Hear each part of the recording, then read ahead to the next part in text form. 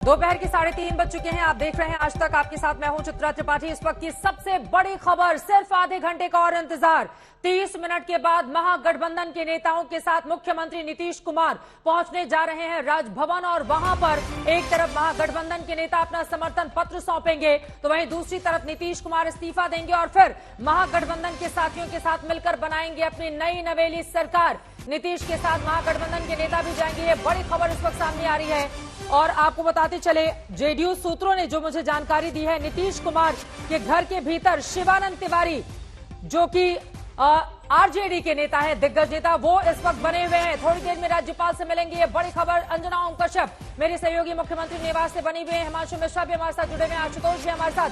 पल पल की जानकारी हमारे सहयोगी पहुंचाते हुए। सबसे पहले अंजना, आपका रुख करते हुए, बस 30 मिनट का और इंतजार, उसके बाद राज्यपाल से मुलाकात करने के लिए जाएंगे नीतीश कुमार। तैयारियां पूरी हो गई हैं और ये अब बीजेपी के खिलाफ एक बड़ा मोर्चा और अपनी ताकत दिखाने की कोशिश के तौर पर भी आज की तस्वीरें जो 4 बजे सामने आएंगी उसे देखा जाएगा। अंजना। बिल्कुल, एक अन्य मार्ग पे हम इस वक्त मौजूद हैं और पूरा नजारा आपको दिखाते हैं। सिक्योरिटी के किस तरह के इंतजाम कर दिए गए हैं। पूरे इलाके को कॉर्डन ऑफ कर दिया गया है। मीडिया बीच में पहुंच गया है, क्योंकि बीच वाली राह से ही आप नीतीश कुमार को निकलते हुए देखेंगे। देखिए, ये ऐतिहासिक वक्त है बिहार की पॉलिटिक्स में। जो एक पलटने वाली पॉलिटिक्स नीतीश की है वो एक तरफ, लेकिन दूसरी तरफ सत्ता के समीकरण को जब वो बदल रहे हैं। देखिए, 2025 में विधानसभा चुनाव बिहार में होने हैं, उससे पहले उनके पास टाइम है। तो ये बीजेपी जो बार बार कहेगी कि उन्होंने धोखा दिया, वो पलट गए, इन सब से एक लंबा वक्त उन्हें मिलेगा। दूसरी तरफ बीजेपी के खिलाफ उन लोगों की अपनी पॉलिटिक्स होगी। वो हमेशा कहते हैं कि पिछड़ों के खिलाफ है बीजेपी। ये प्लैंक और भी जोर शोर तरीके से होगा और यहीं से वो तस्वीरें आप देखेंगे। एक बार जरा सा आप लोग अगर साइड हो जाएं तो यहाँ से अपने दर्शकों को दिखा दे। ये पूरा इलाका यहाँ पर, यहीं पर आगे थोड़ा सा पीछे हो जाइए, आप लोग सब पीछे हो जाइए। यहाँ पर बीच वाला इलाका है जहाँ से अब काफी लोग भी यहाँ पर जुट गए हैं। सामने ही राजभवन है, राजभवन बिल्कुल सामने है और यहीं पर उनको जाना है। यहाँ पर सिक्योरिटी के तमाम इंतजाम कर दिए गए हैं, पूरी बैरिकेडिंग कर दी गई है। मीडिया की भी बहुत सारी टीमें यहाँ पर मौजूद है। तो मुझे लगता है कि पूरा बैरिकेड करके कॉर्डन ऑफ किया जाएगा उस एरिया को, और उसके बाद से एक तरह का शक्ति प्रदर्शन ये होगा। 30 सेकंड 1 मिनट का ही सही चित्रा, लेकिन शक्ति प्रदर्शन करते हुए नीतीश कुमार यहाँ से निकले। सुजीत झा मेरे सहयोगी भी जुड़ चुके हैं सीधे राजभवन से। सुजीत जी, आप तो समय समय पर मुख्यमंत्री नीतीश कुमार का लगातार इंटरव्यू लेते ही रहे हैं। अब इस बारे में इंतजार रहेगा कि वो नई सरकार बनाने के बाद आपको इंटरव्यू कब देते हैं। फिलहाल ये बताइए अभी क्या चल रहा है, कितने देर में निकलेंगे नीतीश कुमार, क्या खबर मिल रही है? देखिए, इंटरव्यू का आपने याद दिलाया तो हम लोगों ने इंटरव्यू किया था 2020 के चुनाव के दौरान, और उस समय मैंने पूछा था कि आपने जो है महागठबंधन छोड़ने का फैसला कब किया था। जब उन्होंने छोड़ा था तो उन्होंने कहा कि जिस दिन मैं शामिल हुआ था उसी दिन मैंने तय कर लिया था कि छोड़ दूंगा। आज फिर वो महागठबंधन जा रहे हैं। खैर, हमारी शुभकामना है सरकार ठीक से चले। एनडीए की सरकार इस बार जो है 22 महीने चली है नीतीश कुमार के साथ। पिछली बार महागठबंधन की सरकार 20 महीने चली थी आरजेडी के साथ। अब फिर यह नई शुरुआत है। तो मैं अभी राजभवन पर मौजूद हूँ। कुछ ही क्षणों के बाद, कुछ ही मिनटों के बाद यहाँ पर काफिला पहुंचने वाला है। आप देखिए कितनी बड़ी मतलब एकजुटता का प्रदर्शन होगा। ये 10 सर्कुलर रोड से सारे जो विधायक हैं आरजेडी, कांग्रेस और लेफ्ट पार्टियों के, वो एक अनिक मार्ग आएंगे और एक अनिक मार्ग से यहाँ से होते हुए सीधे ये राजभवन एक बड़ी खबर आ रही है, मैं लौट रही हूँ आपके पास। केंद्रीय मंत्री पशुपति पारस का बड़ा बयान सामने आया है। हमारी पार्टी एनडीए में ही बनी रहेगी, पशुपति पारस ये कह रहे हैं। चिराग पासवान से पशुपति पारस, आपको बता दें ये जो एलजेपी की पार्टी रही इसमें 2 फाड़ हुआ, और फिलहाल पशुपति पारस ये कह रहे हैं आरजेडी जेडीयू के साथ हम नहीं रह सकते। केंद्रीय मंत्री पशुपति पारस का ये बड़ा बयान सामने आया है। हालांकि हम सब ने देखा विधायकों की तादाद इनकी बेहद कम है। हालांकि जरूर उनके पास 6 सांसद हैं, लेकिन जब चिराग पासवान ने अलग चुनाव लड़ा था और सिर्फ एक सीट पर ही उनको जीत हासिल हुई थी विधानसभा की, ऐसे में केंद्रीय मंत्री पशुपति पारस का ये बड़ा बयान है। 2024 के मद्देनजर जो दलित वोट बैंक है रामविलास पासवान की पार्टी के मद्देनजर, ये अपने आप में बेहद महत्वपूर्ण। और इस वक्त चिराग पासवान की प्रेस कॉन्फ्रेंस हो रही है, सीधे रुक कर लेते हैं। भारतीय जनता पार्टी ने इनकी तमाम बातें मानते हुए, मैं भारतीय जनता पार्टी का कोई संरक्षण नहीं कर रहा हूं, पर जब ये बातें बोलते हैं तो इनको याद भी करना चाहिए भारतीय जनता पार्टी ने अपना गवर्नमेंट एजेंडा तक नहीं इनको दिया, जो मेरे लिए एक ऐतराज का विषय था। मैंने उस वक्त भी भाजपा से मैंने कहा था कि भैया आप एक ऐसी सरकार का हिस्सा क्यों बनने जा रहे हैं जो सरकार अपना एजेंडा ही आपका एजेंडा अपने गवर्नमेंट एजेंडे में लागू नहीं कर रही है। भैया 7 निश्चय एनडीए का तो एजेंडा नहीं था ना, वो महागठबंधन की सरकार में बना था जब मुख्यमंत्री नीतीश कुमार जी लालू जी के साथ थे। तो भाई जो सरकार बदली पर एजेंडा तो नहीं बदला ना, वही एजेंडे पे काम हो रहा था जो लालू जी के वक्त महागठबंधन में हो रहा था, वही 2020 के बाद एनडीए के साथ होने लगा। भाजपा ने तो अपना एजेंडा भी नहीं दिया। तीसरे नंबर की पार्टी के नेता को उन्होंने मुख्यमंत्री बना दिया। कौन सी ऐसी बात थी जो कि मुख्यमंत्री जी ने कही हो और भारतीय जनता पार्टी ने नहीं मानी हो? आज ये बहाना तलाश रहे हैं, कभी चिराग पासवान को बहाना बनाते हैं, कभी बोलते हैं भैया भाजपा ने हमको अपमानित करने का काम किया। तमाम नीतियों से समझौता भारतीय जनता पार्टी करती रही, जिसका मुझे ऐतराज रहा है। सीए एनआरसी हमारे गृह मंत्री जी देश भर में उसको लागू करने की बात करते हैं और ये बिहार में उसके खिलाफ इन्होंने प्रस्ताव पारित किए। एक के बाद एक एजेंडे जातीय जनगणना तक पे इन्होंने इनके साथ समझौता करके इनके घटक दल इनके साथ चलते रहे। पर ये मुख्यमंत्री जी की अपनी व्यक्तिगत महत्वाकांक्षाएं जिम्मेदार रही हैं और इसमें दुख मुझे इस बात का होता है कि आज जब बिहार को एक सरकार की जरूरत है, मुख्यमंत्री की जरूरत है, तो मुख्यमंत्री जी अपनी महत्वाकांक्षाओं के लिए इस्तीफा देंगे। दोबारा सरकार हमलावर होते हुए नीतीश कुमार पर और इन सब के बीच करीब 20 मिनट के बाद सीएम आवास से निकलेंगे नीतीश कुमार। ये बड़ी जानकारी निकलकर सामने आ रही है। राज्यपाल फागू चौहान से मुलाकात करेंगे। अंजना, एक बहुत बड़ी खबर आ रही है। कहा जा रहा है कि बिहार के राज्यपाल फागू चौहान ने नीतीश को पहले दोपहर 1 बजे का वक्त दिया था, फिर शाम 4 बजे का वक्त दिया। अब ये भी बड़ा खेला हो रहा है वहां पर। फिलहाल अभी और क्या जानकारी निकलकर सामने आ रही है एक अणे मार्ग से? बिल्कुल, ये खेला ही कहा जा सकता है क्योंकि पहले ये जानकारी और ये भी कहा गया था कि 1:30 बजे पहले कहा गया बीजेपी के मंत्री भी इस्तीफा देंगे, नीतीश को नहीं देंगे, सीधे राज्यपाल को देंगे। फिर फेरबदल आया कि नहीं, वो इस्तीफा नहीं देंगे। 1:30 बजे वो पीसी करने वाले थे। लेकिन इन सब के बीच अभी हलचल तेज है और आप देख रहे हैं सिक्योरिटी पे यहाँ पर हलचल तेज है। ऐसा लगता है कि किसी भी लम्हे अब नीतीश कुमार के साथ या फिर कुछ अन्य लोग जरूर निकल रहे हैं, क्योंकि उसके लिए थोड़ा सा इंतजार करना होगा। भारी तादाद में पुलिस बल की तैनाती यहाँ पर की गई है। यहाँ पर कुछ कमांडोज भी दिख रहे हैं। जो स्टाफ है वो पूरी तरह से मोर्चा संभाले हुए, और ये देखिए काफिला उनका निकलता हुआ दिखाई दे रहा है। काफिला निकलता हुआ दिखाई दे रहा है। ये देखिए नीतीश कुमार की गाड़ी, वो 0077 वाली गाड़ी में पहले ही वहां से निकल चुके हैं। नीतीश कुमार यहाँ से निकल चुके हैं और मुझे लगता है अन्य गाड़ियों में अगर हम दिखाएं, चेहरा पहचानना थोड़ा मुश्किल हो रहा है क्योंकि सभी ने अपने शीशे रोल अप किए हुए, लेकिन नीतीश कुमार निकल चुके हैं। और जो मार्च करके जाने की बात की जा रही थी वो लगता है कि नहीं हो रहा है। लेकिन मुझे लगता है कि अगर अब आप सीधा रुख करेंगे तो आपको सुजीत झा दिखाएंगे। राजभवन पहुंच चुके हैं नीतीश कुमार। सुजीत,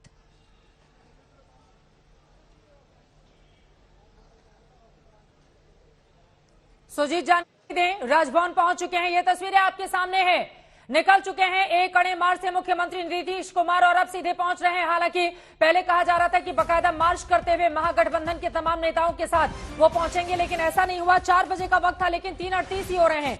सीएम आवास से फिलहाल नीतीश कुमार का काफिला निकल चुका है और ये काफिला क्या सीधे राजभवन जाएगा अपने आप पे? और ये देखिए सरगर्मी काफी ज्यादा बढ़ गई है। राजभवन की ये तस्वीरें, अंदर की तरफ गाड़ियां जाती हुई। सुजीत बिल्कुल राजभवन के पोर्टिको में पहुंच चुकी है गाड़ी नीतीश कुमार की, और नीतीश कुमार अपने जो इलेक्ट्रिक कार पर बैठे हुए थे। अभी एक और गाड़ी गई है, देखिए इसमें हालांकि अकेले गए हैं नीतीश कुमार और लगता है कि ये अपना इस्तीफा सौंपने गए हैं। उसके बाद ही कुछ महागठबंधन के और जो नेता आने वाले हैं उनकी बात होगी। तो उनकी गाड़ी पोर्टिको में पहुंच चुकी है और चंद मिनटों में उनकी मुलाकात राज्यपाल फागू चौहान से होगी और उसके बाद फिर आप देखिए किस तरह की गहमा गहमी यहाँ पर है। लोग, ये भी खबर आ रही थी कि महागठबंधन के सारे विधायक भी जाएंगे, लेकिन ऐसा कुछ नहीं हुआ। अकेले उनको बुलाया गया है। अकेले नीतीश कुमार गए हैं, उनके साथ जो सिक्योरिटी था वो अंदर गए हैं। और नीतीश कुमार से जब हमने पूछने की कोशिश की तो उन्होंने मुस्कुराकर हाथ भी हिलाया और कहा कुछ नहीं, लेकिन शीशा अंदर से बंद था और कहा अंदर जो चले गए हैं। तो निश्चित रूप से ये जो हम कह सकते हैं कि चेहरे पर जो है वही मुस्कान जो 5 साल पहले जब इस्तीफा देने जा रहे थे महागठबंधन की तरफ से, और इस बार भी उसी प्रकार का दृश्य ये साफ तौर पर नजर आ रहा है। यहाँ पर देखिए किस तरीके से जश्न मना रहे हैं जनता दल यू के कार्यकर्ता। हालांकि जनता दल यू तो पहले से ही सत्ता में है, वो तो लगातार सत्ता में है। जश्न हालांकि दिखना चाहिए यहाँ पर आरजेडी का, जो कि लगभग 5 वर्षों के बाद सत्ता में लौटी है, तो निश्चित तौर पर खुशी ज्यादा आरजेडी को होनी चाहिए। लेकिन यहाँ पर जनता दल के झंडा लहराते हुए और नीतीश कुमार जिंदाबाद के नारे लगाते हुए कार्यकर्ता दिखाई दे रहे हैं, क्योंकि तो तीसरे नंबर की पार्टी होते हुए भी बीजेपी जैसी पार्टी को जो आंखें दिखाई हैं इन्होंने, उसके बाद कार्यकर्ता जोश में आ गए हैं। आप बता रहे हैं कि जेडीयू के कार्यकर्ताओं में अलग तरह का उत्साह देखने को मिल रहा है। ये तस्वीरें राजभवन की दिखा रहे हैं। आप जल्दी से अपनी बात पूरी करें अंजना जी, मैं फौरन आपके पास आऊंगी। सुजीत जी, सुजीत। बिल्कुल। और सुजीत, इन तस्वीरों को देखकर जो इस वक्त राजभवन के अंदर से हमें कम से कम बाहर के कैमरे से ही दिखाई दे रही हैं, कुछ लाइनें याद आ जाती हैं। सावन का महीना, नीतीश करें शोर, एनडीए छोड़ें ऐसे, जब बीजेपी मांगे मोर। कम से कम इस तरह की स्थिति इस वक्त बिहार में बन गई है।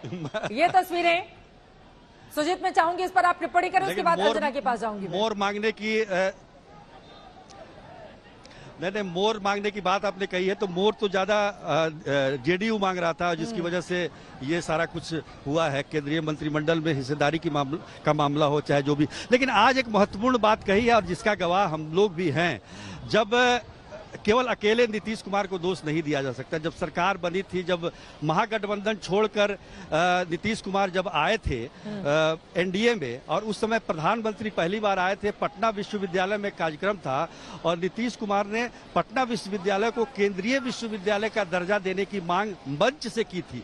और सबको उम्मीद थी कि प्रधानमंत्री उनकी इस मांग को मानेंगे, लेकिन मंच से ही प्रधानमंत्री ने मना कर दिया था। तो उस समय ये काफी चर्चा चली थी कि आखिर ये लौट के आए हैं एनडीए में, लेकिन एनडीए में उनको वो तवज्जो नहीं मिल रही है।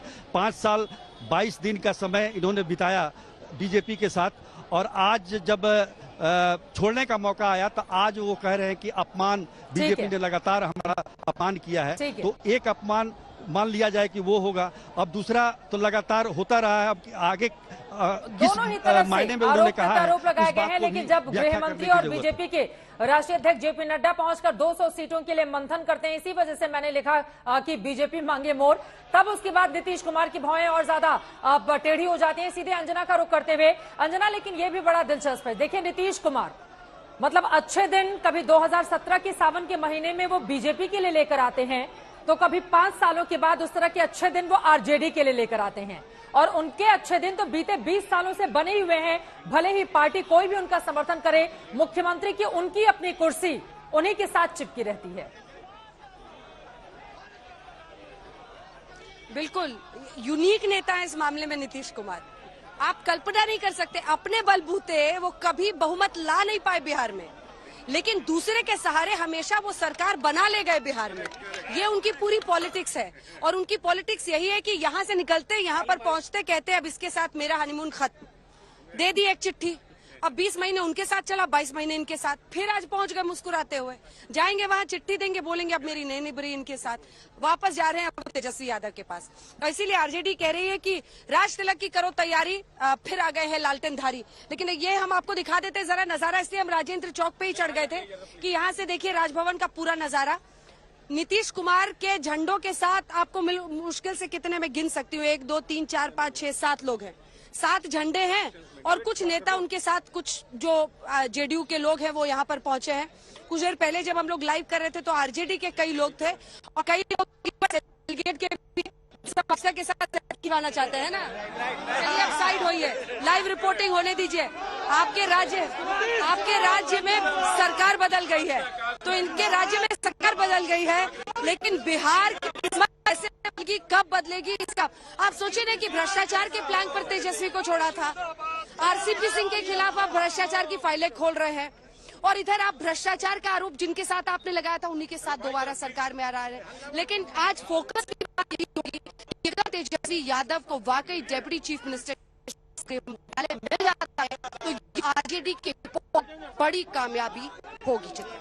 बिल्कुल, और ये तस्वीरें हम दिखा रहे हैं, देखिए जेडीयू के लोग जबरदस्त जोश में दिखाई दे रहे हैं और ये जो तीर उनका चुनाव चिन्ह नजर आ रहा है इसने सीधे निशाना लगाया है लालू प्रसाद यादव की लालटेन पर, और लालटेन जो बुझ गई थी 2020 में उसको जला दिया है। डिप्टी सीएम बनेंगे एक बार फिर से तेजस्वी यादव और गृह मंत्रालय का पद भी दे दिया। राजनीति नहीं हो रही, ये सत्ता के लिए राजनीति हो रही है। कोई सिद्धांत का कहीं पर इसमें मतलब रह ही नहीं गया, शर्म आनी चाहिए हमको। अब आगे बिहार में बीजेपी क्या करेगी? हम लोग को तो लगता है कि हम लोग को जनता के पास जाना चाहिए और यह सही है कि इधर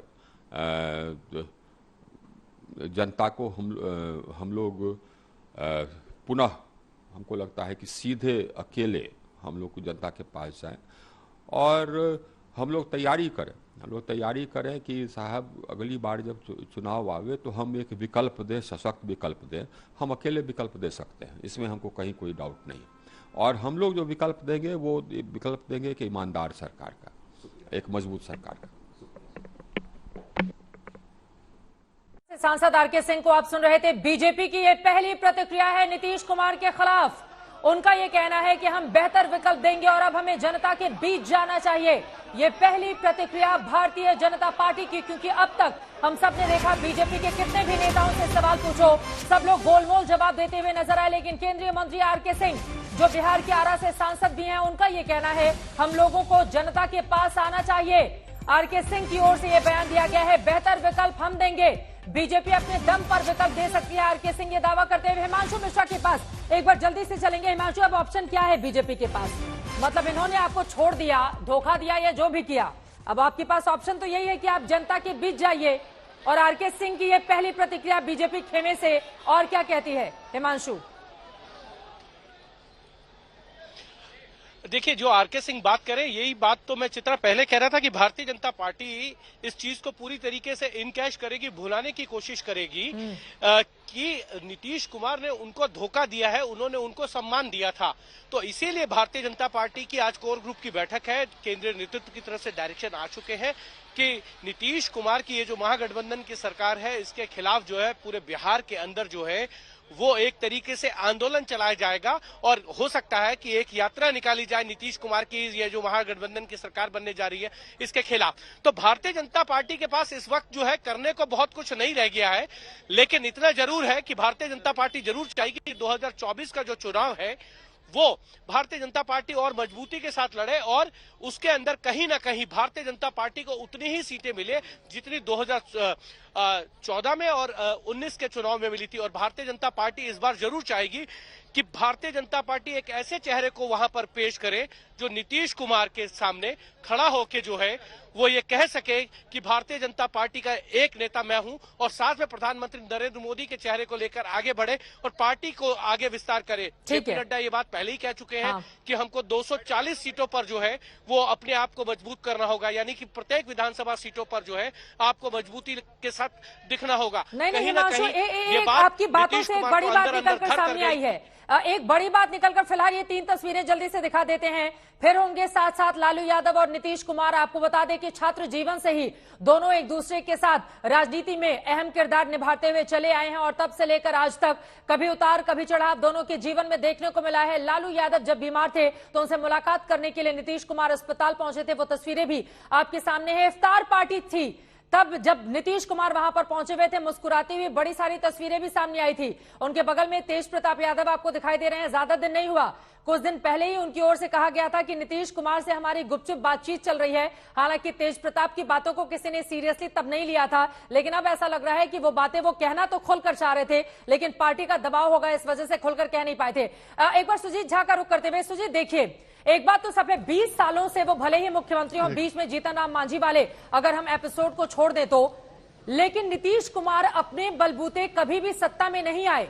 12 साल पहले साल 2010 में उनका सबसे अच्छा प्रदर्शन तब था जब 115 सीटों पर जेडीयू ने जीत दर्ज की थी। हालांकि 2005 से 2010 के कार्यकाल में उन्होंने जबरदस्त तरीके से बिहार का कायापलट करने का काम किया था, चाहे सड़कों की बात करें, चाहे बिजली की बात करें, पानी की बात करें, लेकिन उसके बाद उनका ग्राफ गिरता हुआ चला गया। 2015 में 71 जीतते हैं आरजेडी के साथ मिलकर, जबकि आरजेडी को 80 सीटें मिलती हैं और बीजेपी के साथ आने के बाद तो 43 सीटों पर ही सिमट जाती है। नीतीश कुमार अकेले कभी चुनावी मैदान में जाने का जोखिम क्यों नहीं उठाते हैं? इतना लोकप्रिय चेहरा, 20 सालों से मुख्यमंत्री, हमेशा उनको किसी न किसी बैसाखी के रूप में बीजेपी आरजेडी की जरूरत क्यों पड़ती है सुजीत? लेकिन चित्रा, इसका जवाब देने से पहले एक आदमी ने मुझे बताया, वो टिप्पणी मैं सुनाना चाहता हूं कि नीतीश कुमार बिहार की राजनीति के वो दूल्हे हैं जिनकी पालकी को हर राजनीतिक दल धोना चाहता है। तो आप समझ लीजिए, चाहे वो आरजेडी हो, बीजेपी हो, दोनों तरफ से उन्होंने कर दिया है। और आपने सही कहा कि अकेले चुनाव भी नहीं लड़ते हैं वो। अरे अकेले चुनाव लड़ा था उन्होंने 2014 में, आपको याद होगा, लोकसभा का चुनाव था। 2010 में प्रचंड बहुमत उनको मिला था, 115 सीटें आई थी विधानसभा की। 2014 में जब वो अकेले चुनाव लड़ने गए तो 2 सीटें आई थी, आपको याद होगा। बिल्कुल, तो बिल्कुल। अकेले लड़ने की उनकी वैसी ताकत उनकी पार्टी की नहीं है, उनका लोकसभा की संगठन वैसा नहीं है उनका। लेकिन वो किसी के साथ अगर मिल जाते हैं तो वो बड़ा मजबूत हो जाता है। उनके ऊपर कुछ वरदान है ऐसा कि वो जिसके साथ चले जाएगा वो मजबूत हो जाएगा। ऐसा बिहार की राजनीति में पिछले 15-17 सालों से हम लोग यही बता रहे हैं आप। 11 बन जाते हैं, बिल्कुल वही हालत, बिल्कुल बिल्कुल। तो वो ताकत उनमें है, उनसे इनकार नहीं किया जा सकता है। और जहां तक बीजेपी की बात मैं बता दूं, बीजेपी को गहरा धक्का लगा होगा, क्योंकि 2024 का जो लोकसभा चुनाव है काफी महत्वपूर्ण है बीजेपी के लिए। और ऐसे समय में नीतीश कुमार का निकल जाना निश्चित रूप से उसकी भरपाई करना वाकई मुश्किल है। और जो अभी की राजनीतिक परिस्थिति है उसमें आप देखें तो चिराग पासवान को छोड़ के कोई भी पॉलिटिकल पार्टी अभी बीजेपी के साथ खड़ी हुई दिखाई नहीं दे रही थी। 2014 में एक उपेंद्र कुशवाहा भी हुआ करते थे, वो भी उपेंद्र कुशवाहा अभी चले गए हैं, उनकी पार्टी का विलय हो गया जेडीयू में। अब एक थे उनके साथ मुकेश सहनी वीआईपी पार्टी के, वो भी उनके ही पार्टी को तोड़ लिया बीजेपी ने, वो भी अब उनसे किनारा कर लिया है उन्होंने। हाँ। तो एकमात्र चिराग की पार्टी है। लेकिन एक सबसे बड़ी बात क्या है कि पशुपति पारस ने एक बात जरूर कही है, हालांकि उसमें उनका फायदा है कि उनको केंद्र में मंत्री बने रहना है और वो जो है वो बीजेपी के साथ रहेंगे। तो निश्चित तौर पर जो पार्टी अलग हुई थी लोक जनशक्ति पार्टी, उसके चिराग पासवान या पशुपति पारस की जो एलजेपी के विधायक है वो तो एक ही नहीं है। एक भी नहीं है, वो भी चले गए हैं। अब तो वो भी एक चले गए जेडीयू में, वो भी चले गए। तो अब ठीक है, तो नहीं, इससे ये संभावना बन रही है कि चाचा भतीजा का हो सकता है कि इसी बहाने कुछ मिलन हो जाए। पशुपति पारस और चिराग पासवान जो अलग हुए थे, अब दोनों एक ही नाव पर सवार रहेंगे। ठीक है, दोनों एक ही नाव पे सवार हो पाएंगे या फिर नहीं? और उनकी नाव में जो छेद हो गया था उसको क्या ढक पाने में, ठीक कर पाने में बीजेपी कामयाब होगी? क्योंकि यकीनन उसको मजबूत अब सहयोगी चाहिए होंगे बिहार में। ऐसे में वो क्या करेगी, देखना दिलचस्प रहेगा। लेकिन सीधे आपके पास आते हुए हिमांशु, देखिए एक और बात, सुजीत जिस चीज का जिक्र कर रहे थे उसी को आगे बढ़ाते हुए, बीजेपी कम से कम ये कहने लायक रहेगी ना कि 2013 में भी नीतीश कुमार जब अलग हुए, 2014 में अलग होकर उन्होंने चुनाव लड़ा लोकसभा का, हमने चुनाव लड़ा। बीजेपी का ग्राफ उस समय देखिए और 2 सीटों पर सिमट जाते हैं नीतीश कुमार, जिसके बाद उनको इस्तीफा तक देना पड़ जाता है। तो कम से कम बीजेपी के पास डूबते का तिनके का सहारा 2014 के कम से कम आंकड़े तो हैं उसके सामने बिहार के। देखिए बिल्कुल 2014 के आंकड़े भारतीय जनता पार्टी के पक्ष में गए थे। हाँ। लेकिन एक चीज जो बात सुजीत भी कह रहे थे वो यही थी कि उस वक्त उनके साथ जो है रामविलास पासवान गठबंधन में थे, उपेंद्र कुशवाहा गठबंधन में थे। इस बार सिचुएशन थोड़ी सी बदली हुई है और मांझी ने भी जो है वो उनका साथ छोड़ माफ कीजिएगा, और उपेंद्र कुशवाहा ने अब अपनी पार्टी का मर्जर जो है वो नीतीश कुमार की जेडीयू में कर दिया है। तो कहीं ना कहीं सिचुएशन अब कुछ बदली सी है और इस बार वो अकेले तो चुनाव लड़ने नहीं जाएंगे। इस बार इस तरीके का कोई रिस्क नहीं लेंगे चित्रा वो वहां पर 2024 के चुनाव में। इसीलिए उन्होंने कास्ट कॉम्बिनेशन, जातीय समीकरणों को ध्यान में रखते हुए जो है पूरी सोशल इंजीनियरिंग को ध्यान में रखते हुए ये फैसला लिया है कि उनको मालूम है कि लालू प्रसाद यादव की जो आरजेडी है, नीतीश कुमार की जो जेडीयू है और साथ में अगर हिंदुस्तानी आवाम मोर्चा आती है जिसमें महादलित है, अगर कांग्रेस और सीपीआई एमएल मिलकर चुनाव लड़ेंगे तो स्थिति 2014 की नहीं होगी बल्कि उससे कई गुना बेहतर होगी और स्थिति वैसी होगी जैसे 2015 के विधानसभा चुनाव में देखने को मिली थी कि भारतीय जनता पार्टी, उपेंद्र कुशवाहा और रामविलास पासवान की पार्टी और साथ ही साथ मांझी ने भी उस वक्त अपनी पार्टी बनाई थी और 22 उम्मीदवार उतारे थे। बड़ी खबर इस वक्त की, नीतीश कुमार ने इस्तीफा दिया। बड़ी खबर इस वक्त की, नीतीश कुमार ने राज्यपाल को अपना इस्तीफा सौंप दिया है। इस्तीफा दे दिया नीतीश, इस्तीफा दे दिया है सुजीत, इस्तीफा दे दिया है, राज्यपाल को सौंप दिया है नीतीश कुमार ने। और क्या जानकारी? हाँ बिल्कुल, हमने जब भी वो अकेले निकले थे और गाड़ी में, तभी समझ में आ गया था वो केवल इस्तीफा देने जा रहे हैं। जैसे कि पहले खबर थी कि महागठबंधन के और नेता तेजस्वी यादव भी साथ में होंगे, लेकिन ऐसा कुछ भी नहीं था। उन्होंने इस्तीफा दे दिया है और इस्तीफा आपके पास नई सरकार बनाने का दावा भी पेश कर दिया है। बिहार में नीतीश कुमार ने अपना इस्तीफा सौंप दिया है। राज्यपाल फागू सिंह चौहान से मुलाकात करके नीतीश कुमार ने अपना इस्तीफा उनको सौंप दिया है और अब इसके साथ ही, इस्तीफा सौंपने के साथ ही 160 विधायकों के समर्थन का दावा भी कर दिया है। राज्यपाल से मिलने के बाद नीतीश कुमार की ओर से कहा गया है कि राज्यपाल ने इस्तीफा स्वीकार किया। बिहार में नीतीश कुमार ने इस्तीफा दे दिया है। नीतीश कुमार ने राज्यपाल फागू सिंह चौहान को अपना इस्तीफा दिया है और अब उनकी ओर से यह कहा गया है कि इस्तीफा स्वीकार किया जा चुका है।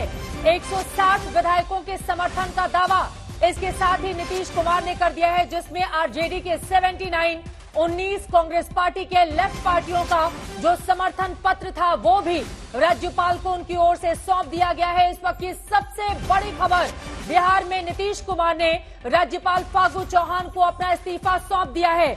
आपको बता दें, नीतीश कुमार साल 2000 में 21 सीटें ही रहती हैं, लेकिन समर्थन से सरकार बनाते हैं। हालांकि मुख्यमंत्री बनने के बाद तुरंत इस्तीफा देना पड़ता है। उसके बाद 2005 में फरवरी के महीने में 55 सीटें जेडीयू जीतती है, मुख्यमंत्री बनते हैं, लेकिन फिर सरकार थोड़े समय बाद चली जाती है। फरवरी में आपको बता दें कि 55 सीटें जीतती है। फिर अक्टूबर में चुनाव होता है। 2005 में 88 सीटें जेडीयू जीतती है। 2010 में अब तक का सबसे अच्छा प्रदर्शन करती है जेडीयू, जब 115 सीटें उसको मिलती है। हालांकि बहुमत का आंकड़ा 122 का है, लेकिन अब तक का इतिहास का सबसे अच्छा प्रदर्शन 2010 का उसका रहता है। 2015 में आरजेडी के साथ चुनावी मैदान में जाती है और लालू यादव की पार्टी के साथ जेडीयू 71 सीटें जीतती है। 80 सीटें लालू प्रसाद यादव की आरजेडी जीतती है। 2020 में वो बीजेपी के साथ जाते हैं। बीजेपी जहां 75 सीटें जीतती है, तो वहीं नीतीश कुमार 43 सीटों पर ही रह जाते हैं। माना जाता है चिराग पासवान, जिन्होंने नीतीश के खेमे में आग लगाने का काम किया, जब अपने ही कई नेताओं को नीतीश कुमार के उम्मीदवारों के खिलाफ उन्होंने चुनावी मैदान में उतारकर नुकसान पहुंचाया था। नेताजी लोग कुछ बोल रहे हैं, प्रतिक्रिया आ रही है, सुनते हैं जरा। जैसे ही बयान सामने आते हैं एक एक करके, यकीनन तेजी से बदलता हुआ ये घटनाक्रम, मैं सीधे सुजीत झा का रुख करना चाहूंगी। सुजीत जी, राज्यपाल ने इस्तीफा स्वीकार भी कर लिया और कहावत है चट मंगनी पट ब्याह, एक तरफ इस्तीफा दिया, दूसरी तरफ 160 विधायकों के समर्थन का दावा भी कर दिया है, नई सरकार बनाने के लिए भी कह दिया है राज्यपाल से मिलने के बाद नीतीश कुमार ने। सुजीत, बिल्कुल आज ही सरकार भी आज ही गिरी और सरकार भी आज ही बनेगी। इसकी चर्चा जबरदस्त पहले से ही चल रही थी और आज नीतीश कुमार ने अपना इस्तीफा भी सौंप दिया और उसके साथ 160 विधायकों का समर्थन भी दे दिया है। तो ऐसे में अब कोई गुंजाइश नहीं है राज्यपाल के पास भी ऐसा कोई तो हमने उसी को स्वीकार कर लिया और आकर के यहाँ जो एनडीए की सरकार में है मुख्यमंत्री थे, हमने मुख्यमंत्री पद से इस्तीफा सौंप दिया। बीजेपी से क्या परेशानी थी नीतीश जी? बता देंगे, आप बताइएगा नहीं नीतीश जी क्या दिक्कत हुई? आपसे क्या 24 में प्रधानमंत्री के उम्मीदवार होंगे?